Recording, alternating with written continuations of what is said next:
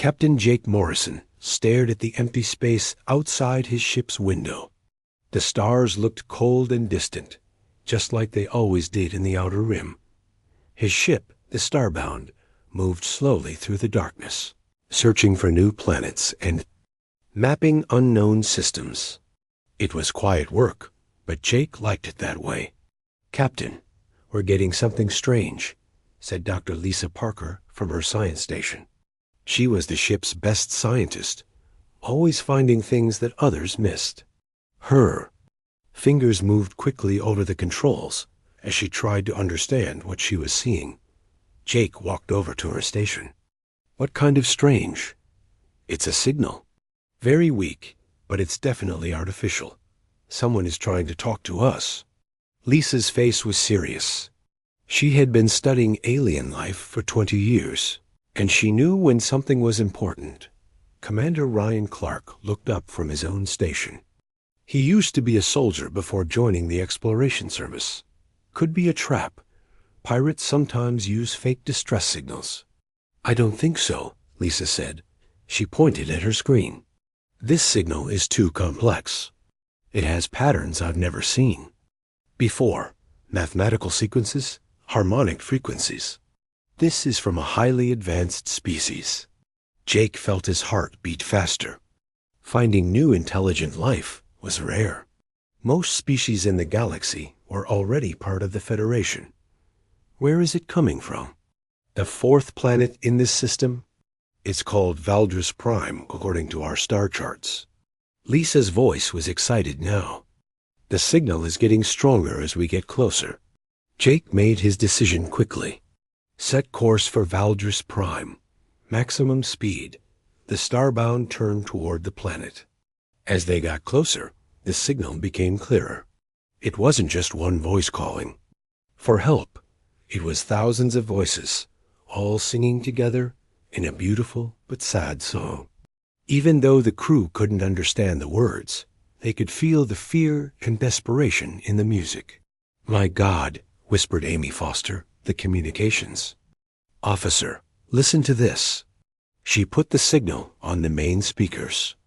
The bridge filled with haunting melodies that made everyone stop what they were doing. When they reached Valdris Prime, they saw a planet covered in crystal cities that sparkled like diamonds. But they also saw something terrible. Hundreds of dark warships surrounded the planet, firing down at the surface. Explosions lit up the atmosphere like deadly fireworks. "Those are chromic ships," Ryan said, his face grim.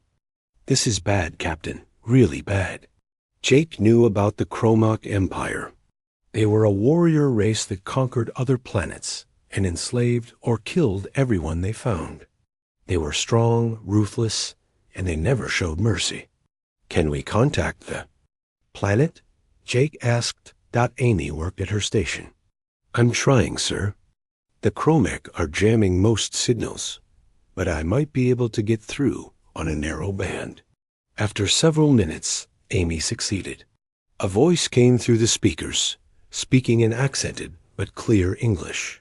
"Human ship, this is Zethara of the Valdarii. People, please, you must help us. The Chromac have been attacking for 3 days. Our defenses are failing. Millions of our people are already dead." Jake's hands tightened into fists. "Tell them we're going to help, and get me a connection to Federation Command immediately." While Amy worked on the communications, Dr. Parker studied the readings from the planet. "Jake, you need to see this. The Valdarii aren't just another species. Their biology is unlike anything we've encountered. Their bodies seem to be part organic, part crystal, and these harmonic patterns they're generating, it's like their entire civilization runs on music and mathematics combined." The connection to Federation Command came through. Admiral Patricia Stone's face appeared on the main screen. She was a stern woman who had been running Federation military operations for 15 years. "Captain Morrison, what's your status?" The Admiral asked. "Admiral, we found a species called the Valdarii under attack by the Chromac Empire. They're requesting immediate assistance." I'm asking for permission to intervene and for backup ships. Admiral Stone's expression didn't change. Negative, Captain. The Federation Council has already discussed the Valdari situation. We will not be providing assistance. Jake couldn't believe what he was hearing. Admiral, we're talking about genocide. The Chromac are trying to wipe out an entire species. The Council's decision is final, Captain. The Chromac Empire provides valuable trade resources to the Federation. We cannot risk that relationship for one small species. But Admiral, Captain Morrison, you have your orders. Do not engage the Chromac forces. Continue your mapping mission and stay out of Chromac space. The connection ended. Jake stared at the blank screen, feeling sick to his stomach. Around him, his crew looked shocked and angry. They're just going to let it happen. Lisa said quietly, the Federation is going to let the Chromac murder an entire civilization. Ryan shook his head. I've seen a lot of ugly things in my military career, but this is the worst. We have the power to help, and we're being ordered to walk away. Jake looked around at his crew. These were good people, people who had joined the exploration service to make the galaxy a better place. They had families back on human colonies, careers to think about, futures that could be destroyed if they disobeyed orders. But on the planet below, millions of innocent beings were dying while they watched. Sir, Amy said softly, I'm still getting signals from the planet. The Valdari are asking if we're going to help them. Jake closed his eyes for a moment. When he opened them, his decision was made. Amy, send a message to the Valdari. Tell them. The human ship Starbound is not leaving. Tell them we're going to fight. Captain, Ryan said, if we do this, there's no going back. The Federation will court-martial us. We'll be exiled, branded as traitors. Jake looked at the burning planet on his screen, then at the faces of his crew. Then that's a price we'll have to pay. I didn't join Starfleet to watch genocide happen. Did any of you? One by one, every member of his crew shook their heads. Then it settled, Jake said. We fight. The news spread through human space like wildfire. Within hours of Jake Morrison's decision to help the Valdari, every human colony knew what was happening. The Federation had abandoned an innocent species to genocide, and one brave crew had chosen to fight back. Bobby Martinez, the chief engineer on the Starbound, worked without sleep to prepare their ship for battle. The Starbound was an exploration vessel, not a warship. It had basic shields and only light weapons for defense against pirates. But Bobby was creative, and he knew how to make things work. We need more firepower, he told Jake as they stood in the engine room. I can boost the power to our weapons, but it will strain the engines. We might only get one good fight out of this ship. Then we better make it count. Jake replied that Dr. Lisa Parker had been studying everything she could about the Valdari. What she learned amazed her. The Valdari were not just intelligent, they were brilliant. Their crystal bodies could conduct energy and sound in ways that seemed impossible. They had built a civilization based on harmony and cooperation. They're artists, Jake, she said, showing him recordings from the planet. Look at their cities. Every building is designed to create music when the wind blows through it. Their entire world is like a giant musical instrument. The recordings showed beautiful beings with bodies that looked like living crystal. They moved gracefully, and when they spoke, their voices created complex harmonies. Even in the middle of a war, they maintained their dignity and grace.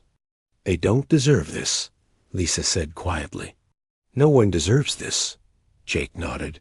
He had made his choice, but he knew one ship couldn't win against the entire Chromac fleet. They needed help. That help came sooner than expected. The first ship to answer their call was the Freedom's Edge, a cargo hauler commanded by Captain Helen Brooks. Helen was a tough woman who had been hauling supplies across the galaxy for 30 years. Morrison, you crazy fool. Her voice crackled over the radio. My ship isn't built for fighting, but I've got a hold full of mining explosives. Tell me where you want them delivered. More ships followed. The merchant vessel Lucky Star arrived with its captain, Steve Walsh, and a crew of volunteers. The passenger liner New Hope came next. Its captain, Carl Dean, had evacuated all her passengers and filled the ship with anyone willing to fight. But the biggest surprise was when the private security fleet, commanded by former Admiral Tony Walker, jumped into the system. Tony had been forced out of the Federation military for questioning orders that let innocent people die. Now he commanded 12 well-armed ships and some of the best pilots in human space. Thought you could use some professional help, Tony said when he contacted Jake. I've been waiting years for a chance to do something right. Within 2 days, 47 human ships had gathered around Daldrus Prime. They were a mixed group: cargo haulers, passenger ships, mining vessels, security craft, and a few actual warships. Most of their crews were volunteers who had never been in a real battle. Jake met with the other captains in a virtual conference. The Chromac fleet had over 200 ships, all built for war. The humans were outnumbered more than 4 to 1. This is suicide, said Captain Brooks bluntly. We're going to get slaughtered. Maybe, Jake admitted. But the Valdari will die for certain if we don't try. At least this way, they have a chance. Tony. Walker studied the tactical display. We can't fight them head on. We need to use guerrilla tactics. Hit and run attacks. Make them chase us through the asteroid fields. What about the Valdari? Asked Dr. Parker. Can they help us fight? Jake had been in contact with Zethara, the Valdari leader. They're not warriors. Their whole culture is built around peace and harmony. But they're willing to do whatever they can to help. Amy Foster had been monitoring Chromac communications. The enemy commander is named General Vexhar. He's known for being ruthless, but not very creative. He likes straightforward attacks. Good, said Tony. Predictable enemies are easier to beat. The human fleet spread out around the planet. The larger ships took positions near the asteroid belt, while the smaller, faster vessels prepared for hit-and-run attacks. Everyone knew the odds were against them, but no one talked about retreating. Jake spent time talking to the Valdari. Through Sithara, he learned about their culture and their hopes for the future. The Valdari had never harmed anyone. They were explorers and artists who wanted to share their music with the galaxy. Why do the Chromac hate you? Jake asked. They say, we are weak because we do not fight, Zethara replied through the translator. They believe only warriors deserve to live. Our peaceful ways make them angry. Peaceful doesn't mean weak, Jake said. Sometimes the strongest thing you can do is refuse to become a monster. The Chromac had noticed the human ships, but General Vexhar was not worried. He had destroyed many fleets before. A few dozen human ships would not save the Valdari. Let them come, he told his officers. We will crush them quickly and finish destroying this worthless planet. But the humans didn't attack the way Vexhar expected. Instead of charging straight at the Chromac fleet, they used the asteroids for cover. Small groups of human ships would dart out, fire a few shots, then disappear back into the rock field. Captain Sarah Kim led a squadron of modified civilian ships in these raids. She had been a racing pilot before the war, and she knew how to fly fast and stay alive. Her ships were equipped with mining charges that could damage Chromac vessels if they got close enough. Remember, she told her pilots, we're not trying to win fights. We're trying to make them mad and make them make mistakes. The tactic worked. The Chromac ships were bigger and more powerful, but they were also slower. When they chased the human raiders into the asteroids, They often crashed into rocks or got separated from their fleet. Engineer Carlos Rivera worked with Valdari scientists to understand their technology.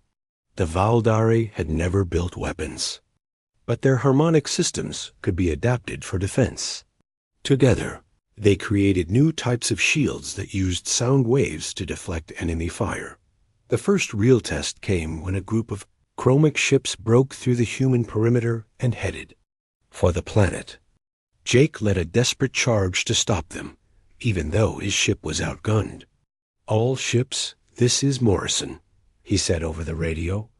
"We don't let them through, whatever it costs." The battle was fierce. Human ships threw themselves at the Kromok vessels, trading their lives to protect the planet below.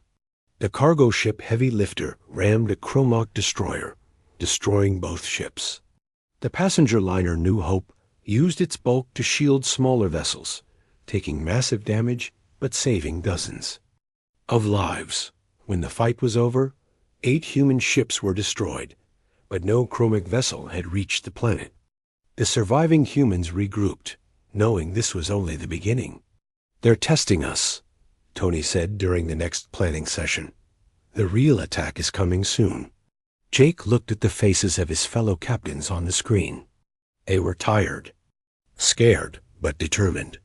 They had chosen to stand against impossible odds, and they would see it through to the end. "Then we'll be ready," he said. General Vexar was done playing games.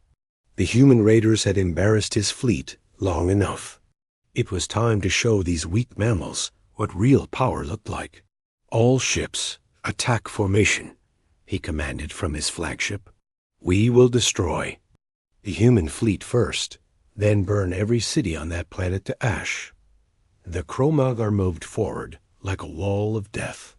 200 warships advanced in perfect formation, their weapons charging for a massive bombardment.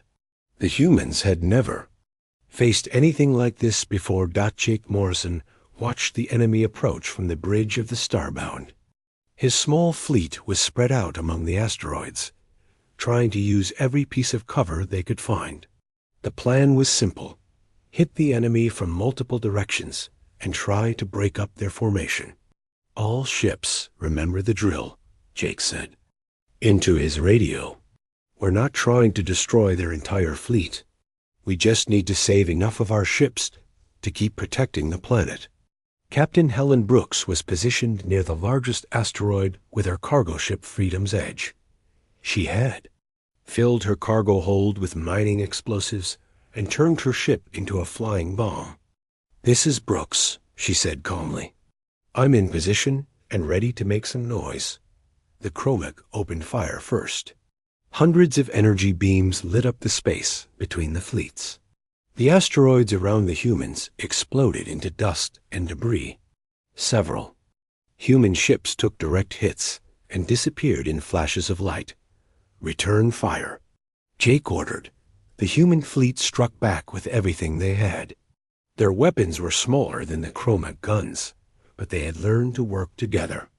Groups of ships focused their fire on single targets, overwhelming enemy shields through teamwork. Tony Walker led the most powerful human ships in a direct assault on the Kromok left flank. His security vessels were the only real warships in the human fleet, and they fought like professionals. "Focus fire on the big cruiser," he ordered his pilots. "Bring it down." The battle turned into chaos quickly. Ships dodged between asteroids while firing at anything that moved. The space around Valdris Prime became a deadly maze of laser beams, explosions, and flying debris. Engineer Carlos Rivera had worked with the Valdari to create something: new shield generators that used harmonic frequencies. When the first Kromok ships hit these shields, their weapons simply bounced off. The energy was converted into sound waves that disrupted the enemy targeting systems. "It's working," Carlos shouted over the noise of battle. "The harmonic shields are holding." Dr. Lisa Parker was coordinating with Valdari scientists on the planet below.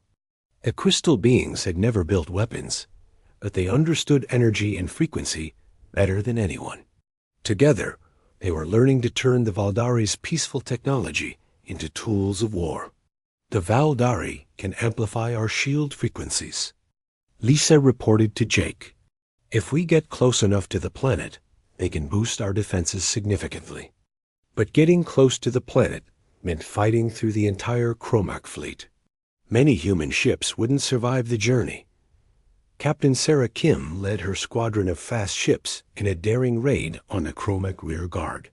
Her ships were loaded with mining charges and guided missiles. They flew through the enemy formation like angry wasps, stinging wherever they could. "Kim to all ships," she called out as her fighter dodged enemy fire. "The big ships are slow to turn. Hit them from behind and get out fast." Her tactics worked, but the cost was high. Half of her squadron was destroyed in the first pass. The survivors regrouped and prepared for another attack. Knowing each raid might be their last dot, the Chromac were getting frustrated. These humans fought differently than any enemy they had faced before.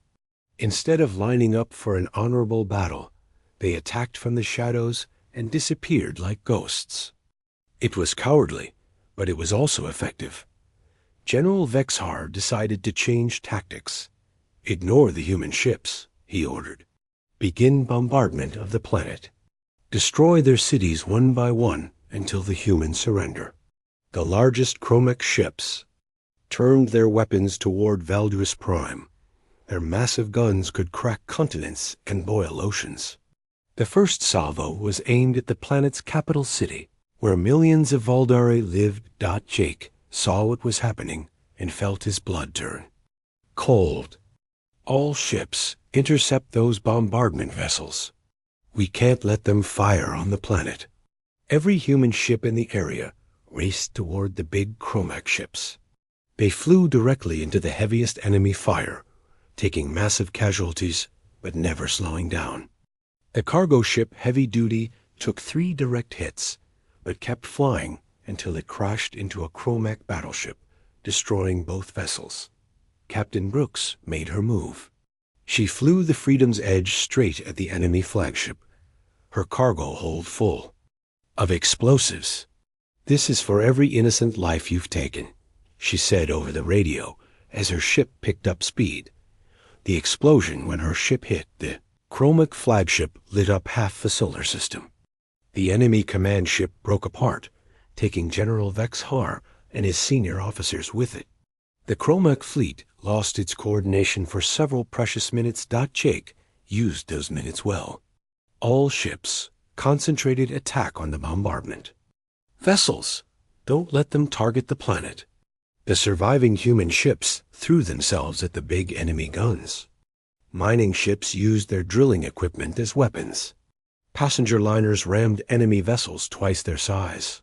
Everyone fought with the desperate courage of people who knew they were dying for something important. Engineer Bobby Martinez had been working on a secret project. Using Valdari harmonic technology, he had built a device that could overload enemy shields with sound waves.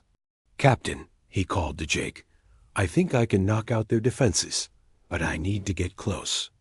"Do it," Jake replied without hesitation. Starbound flew straight at the nearest Chromac battleship. Enemy fire tore through their shields and hull, but Bobby's device worked. The harmonic pulse destroyed the enemy ship's defenses, allowing other human vessels to finish it off. But the victory came at a terrible cost. The Starbound was badly damaged, and many of Jake's crew were hurt.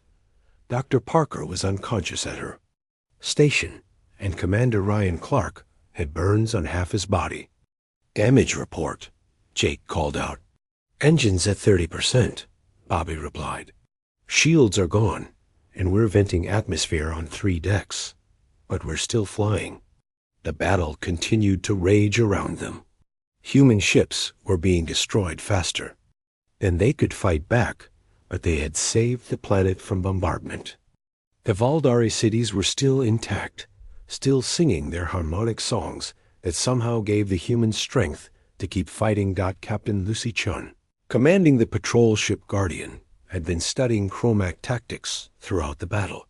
She noticed something important about how the enemy ships moved. "Morrison, this is Chun," she radioed. "I think I found a weakness. The chromac ships all follow the commands of their lead vessel in each group. If we can take out the leaders, the others will be confused. How do we identify the leaders?" Jake asked. "They're the ones with the biggest guns and the fanciest armor, and they always stay in the center of their formations." Jake passed this information to the remaining human captains. It wasn't much, but it was something. They began focusing there. Attacks on the chromac command ships, trying to disrupt enemy coordination. The strategy worked better than expected. When a chromac leader was destroyed, the other ships in that group would mill around uncertainly, making them easy targets. The humans started winning small victories, but they were still badly outnumbered. As the battle continued, something unexpected began to happen. The Valdari on the planet below started to sing louder. Their harmonic frequencies began to reach into space, affecting both human and chromac ships. The humans found their reflexes getting faster and their aim getting better. The chromac pilots, however, began to have trouble concentrating. Their rigid minds couldn't handle the complex musical patterns the Valdari were creating. "Lisa, are you seeing this?" Jake asked Dr. Parker, who had regained consciousness. "The Valdari are trying to help us," she replied weakly. "Their harmonic fields are enhancing human neural activity while disrupting chromac brain patterns. It's like they're giving us a boost while making our enemies sick." For the first time since the battle began, Jake allowed himself a small smile. Maybe, just maybe, they had a chance after all. The harmonic fields from Valder's prime grew stronger with each passing hour. What had started as beautiful music was becoming something much more powerful. The Valdari were no longer just singing, they were fighting back in their own unique way. Dr. Lisa Parker, despite her injuries, worked frantically to understand what was happening. The readings from her instruments showed energy patterns unlike anything she had ever seen. "Jake, this is incredible," she said, her voice filled with wonder. "The Valdari aren't just making music. They're creating a weapon made of pure sound and mathematics." On the planet below, Zethara led millions of Valdari in a complex harmonic pattern. Their crystal bodies resonated with frequencies that reached deep into space. Every Valdari on the planet was part of a massive living instrument, and they were playing a song of war. The effect on the chromac fleet was immediate and devastating. Enemy pilots began making mistakes, flying into asteroids and shooting at their own ships. Their rigid military minds couldn't process the complex patterns the Valdari were creating, but the humans were affected differently. Pilot Kevin Stone, flying a converted mining ship, suddenly found he could predict enemy movements before they happened. "This is amazing," he called over the radio. "It's like I can see what they're going to do next." Other human pilots reported similar experiences. Their reaction times improved, their aim became perfect, and they began flying with impossible skill. The Valdari harmonics were enhancing human abilities while driving the chromac to madness. Jake Morrison felt the change too. His mind became clearer, his decisions faster. He could see the entire battle like a three-dimensional puzzle, and he knew exactly how to solve it. "All ships, new attack pattern," he commanded. "Follow my lead and trust your instincts. The Valdari are giving us the tools we need to win this." The human fleet began to move like a single organism. Ships that had never worked together before flew in perfect formation. Attacks were coordinated without radio communication, as if every human pilot could read each other's minds. Captain Tony Walker, leading the human warships, felt 30 years younger. His ship danced through enemy fire like a fighter half its size. "I don't know what the Valdari are doing," he laughed over the radio, But I feel like I could take on the entire Chromic Empire by myself. The tide of battle began to turn. Human ships that should have been destroyed kept fighting. Impossible shots found their targets. Desperate maneuvers succeeded against all odds. Engineer Carlos Rivera made another breakthrough. Working with Valdari scientists, he discovered how to turn their harmonic technology into an actual weapon. "Captain," he called to Jake, "I can create a sound pulse that will disrupt every chromic ship in the area. But I need to broadcast it from the planet's surface." "Do it," Jake replied. "Whatever you need." Carlos took a small team down to Valdris. Prime in a shuttle. The planet's surface was beautiful beyond description. Crystal cities sparkled in the sunlight, and the air itself seemed to sing with harmonious frequencies. The Valdari welcomed the humans like old friends. Working together, Carlos and the Valdari engineers built a massive harmonic amplifier. It looked like a crystal sculpture, but it was actually the most powerful sound weapon ever created. When activated, it would send a pulse through space that would overload every Chromac computer system in the solar system. Back in space, the battle was reaching a climax.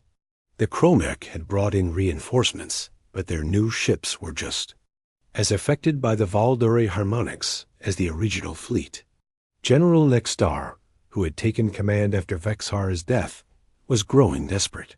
"All ships, prepare planet-killer missiles," he ordered. "If we cannot conquer this world, we will destroy it completely." Jake intercepted the enemy communications and felt his blood run cold. Planet-killer missiles could crack a world in half. Even if the humans won the space battle, Valdris Prime would be destroyed. "Carlos, how long until your weapon is ready?" Jake asked urgently. 5 more minutes, Captain. The harmonic patterns are very complex." "We don't have 5 minutes," Jake replied, watching the Chromac ships prepare their ultimate weapons. That's when something extraordinary happened. The young Valdari engineer Zethara contacted Jake directly. "Captain Morrison, my people have made a decision. We will sacrifice ourselves to save you and stop the planet killers." "What do you mean?" Jake asked. "We will create a harmonic resonance so powerful that every Chromac ship in the system will be destroyed. But the energy required will kill most of my people. It is the only way." Jake felt sick. The Valdari were willing to commit suicide to save the humans who had tried to help them. "No," he said firmly. "There has to be another way." "There is no other way, brave human. You have shown us that some things are worth dying for. Now we will show you the same courage you have shown us." But Dr. Lisa Parker had been listening to the conversation, and her brilliant mind had found a solution. "Wait," she called out. "Jake, what if we combine the Valdari sacrifice with Carlos's weapon? Instead of the Valdari dying to create the pulse, they can channel their energy through his amplifier. It might work without killing them." The idea was desperate and untested, but it was their only hope. Jake contacted Carlos on the planet. "Carlos, can you modify your device to channel Valdari life energy instead of just sound?" "I think so," Carlos replied, his hands already moving to make changes to the crystal device. "But I'll need every Valdari on the planet to link together. If even one breaks the connection, the whole thing could fail." Zethara spoke for her people. "We understand the risk. We will do this together, as we do everything." The Chromac planet killer missiles launched. Massive weapons designed to destroy entire worlds raced toward Valdris Prime. The human fleet threw everything they had at the missiles, but there were too many to stop them all. "Now or never, Carlos," Jake said. On the planet's surface, Carlos activated the harmonic amplifier, just as every Valdari on the world linked their voices together. The crystal device glowed brighter than the sun, and a pulse of pure harmonic energy exploded outward from the planet. The pulse hit the Chromac fleet like a giant invisible fist. Every enemy ship's computer system overloaded at once. Their engines shut down, their weapons stopped working, and their life support began to fail. Ships crashed into each other in the darkness, creating a chain reaction of explosions. The planet-killer missiles, their guidance systems destroyed, spun wildly off course and exploded harmlessly in empty space in less than 10 minutes. The entire Chromac armada was reduced to floating debris. 200 warships destroyed by the power of music and mathematics combined. The human fleet, protected by their alliance with the Valdari, emerged from the battle damaged but victorious. They had achieved the impossible. They had saved an entire species and defeated an enemy that outnumbered them 4-1. Jake Morrison looked at the destruction of the Chromac fleet and felt a mixture of triumph and sadness. They had won, but the cost had been terrible. Many human ships were destroyed, and hundreds of brave volunteers had died fighting for people they had never met. "Captain," Amy Foster called from her communications station, "I'm getting signals from across the galaxy. Other species are asking, what happened here? Word is spreading about what we did." Jake nodded. The galaxy would know that humans had chosen to fight for strangers when everyone else had walked away. More importantly, they had proven that courage and cooperation could overcome overwhelming odds. On Valdris Prime, the crystal cities still sparkled in the sunlight. The Valdore had survived, and their harmonious songs filled the air with joy and gratitude. They would never forget the humans who had risked everything to save them. But Jake knew this was just the beginning. The Federation would not be happy about what had happened here. There would be consequences, and the humans would have to face them together. 3 months after the battle, Jake Morrison stood in a Federation courtroom on Earth. Around him sat the other human captains who had fought at Valdris Prime. They were all charged with treason, mutiny, and violation of Federation law. Admiral Patricia Stone read the charges with a cold voice. "Captain Morrison, you deliberately disobeyed direct orders from Federation command. Your actions have damaged our relationship with the Chromac Empire and threatened galactic stability." Jake looked around the courtroom. The Federation officials seemed more concerned about their trade deals than the genocide they had allowed to happen. "Admiral, we saved an entire species from extinction. The Valdari are alive because we chose to do what was right." "The Valdari situation was not your concern," Admiral Stone replied. "The Federation Council makes decisions based on the greater good of all member species. Individual captains cannot choose which orders to follow." But even as the trial continued, something was happening across human space. Colony after colony was declaring independence from the Federation. The people had heard what happened at Valdris Prime, and they were proud of their heroes. Dr. Lisa Parker had spent the months after the battle studying Valdari technology. What she discovered changed everything. The Valdari harmonic systems can solve dozens of galactic problems, she explained to a gathering of human leaders. Food shortages, energy crises, even some diseases can be treated using their methods. The partnership between humans and Valdari was growing stronger every day. Human engineers worked with Valdari scientists to build new technologies. Valdari artists created beautiful music that helped human farmers grow better crops.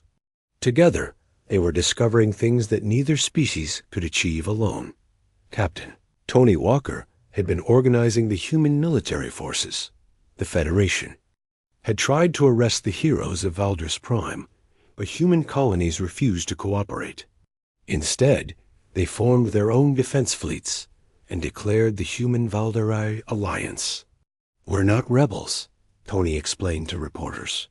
"We're people who believe that doing the right thing is more important than following bad orders." The Federation has forgotten what it was supposed to stand for. The economic effects of the human rebellion were immediate. Human colonies produced much of the Federation's food and manufactured goods. when they stopped shipping products to Federation worlds, shortages began appearing everywhere. Other species in the galaxy watched the events with interest. The Andromedan Council, a group of peaceful worlds, sent ambassadors to meet with the human Valdari alliance. They were tired of the Federation's cold politics and wanted to join something better. Zithara had become the Valdari representative to the new alliance. She worked closely with human leaders to build a government based on cooperation instead of control. Humans taught us that courage means protecting those who cannot protect themselves, she said in her first speech to the Alliance Council.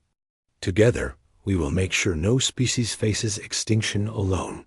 The Federation tried to use military force to bring the human colonies back into line.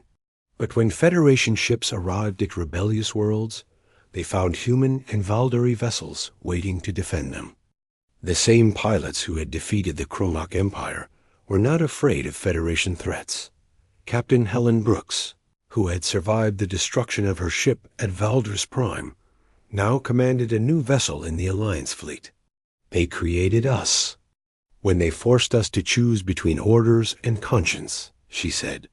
We chose conscience, and will defend that choice with our lives. The trial on Earth continued, but it was becoming irrelevant. Even some Federation members were questioning the wisdom of prosecuting the heroes who had saved an entire species. The Centauri Republic announced they were considering leaving the Federation to join the human Valdari alliance. Dr. Parker made another important discovery. The Valdari harmonic technology could detect lies and hidden emotions. This made them perfect mediators for diplomatic disputes. Species that had been fighting for centuries found peace when Valdari diplomats helped them understand each other. The galaxy doesn't need more warriors, Lisa explained to the Alliance Council. It needs healers, teachers, and peacemakers. That's what the Valdari offer, and that's what we should offer too. Engineer Carlos Rivera had established a research station in orbit around Valdus Prime. Human and Valdari scientists worked together to develop new technologies that helped instead of harmed. They built medical devices that could cure diseases thought incurable. They created environmental systems that could restore damaged planets. The Federation's power continued to crumble, without human resources and with other species joining the Alliance. They could no longer maintain their control over the galaxy. Admiral Stone herself resigned in disgrace when it was revealed that she had secret deals with the Chromic Empire. Jake Morrison was finally released from prison when public pressure became too great. The Federation couldn't hold him without looking like tyrants. When he walked out of the courthouse, thousands of people were waiting to cheer for him. This isn't about me, Jake told the crowd. This is about what we can accomplish when we work together for something greater than ourselves. The Human Valdari Alliance established its capital on a new world called Harmony Station. It was built using both human engineering and Valdari artistic principles. The station itself was a work of art that sang with beautiful music while serving as a center of government and learning. 5 years after the battle at Valdris Prime, Jake Morrison stood on the observation deck of Harmony Station as an admiral in the Alliance fleet. Beside him stood Zithara, now serving as the Alliance's chief diplomat. Together, they watched human and Valdari ships patrolling the space around their shared worlds. Do you ever regret what we did?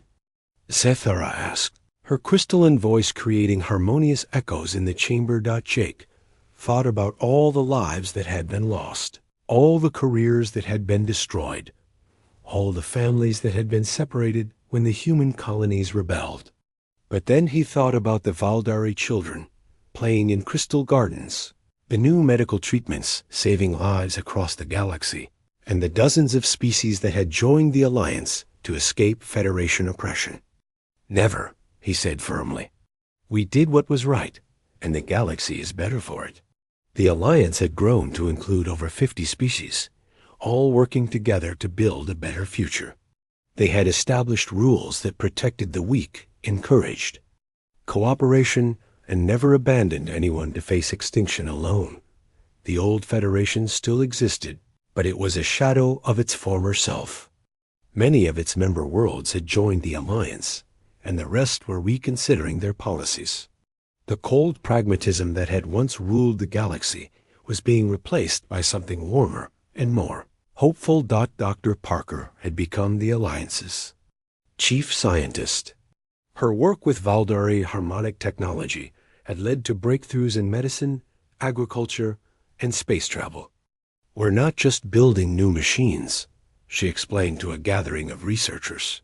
"We're building a new way of thinking about how species can work together." Captain Sarah Kim now led the Alliance's fast response teams, helping species in crisis across the galaxy. She had saved 3 worlds from natural disasters and stopped 2 wars through quick intervention. "The old Federation asked what was profitable," she said. "We ask what's right." The Chromic Empire had collapsed after their defeat at Valdris Prime. Some Chromic had joined the Alliance, learning to live peacefully with other species. They found that cooperation was more rewarding than conquest, and their warrior skills were valued when used to protect instead of destroy. As Jake watched the ships outside Harmony Station, he thought about the choice his crew had made so long ago. They had risked everything to save strangers, and that choice had changed the galaxy. The Human Valdari Alliance proved that courage, compassion, and cooperation were stronger than fear, greed, and control. When the galaxy had turned away from genocide, humans had risen to defend the forgotten. In doing so, they had created something beautiful that would last for generations. The crystal cities of Valdris Prime still sang their harmonious songs, but now they were joined by human voices from 100 worlds. Together, they created music that spoke of hope, courage, and the belief that every life in the galaxy had value. Jake smiled as he listened to that distant music. They had kept their promise to the Valdari, and in return, the Valdari had helped them build a better galaxy for everyone.